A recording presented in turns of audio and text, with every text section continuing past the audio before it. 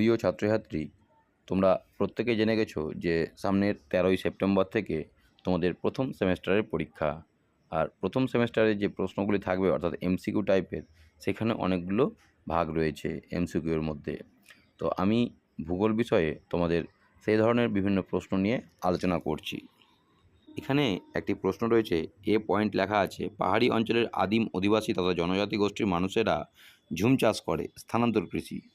আর পয়েন্টে আছে, ঝুম চাষের ফলে পরিবেশের ক্ষতি হয়।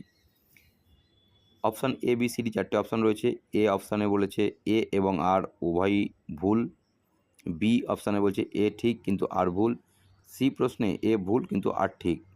ডি অপশান এ এবং আর উভয়ই ঠিক এবং আর হলো এ এর সঠিক ব্যাখ্যা। আমরা এবার জেনে নিই কোনটা উত্তর হবে।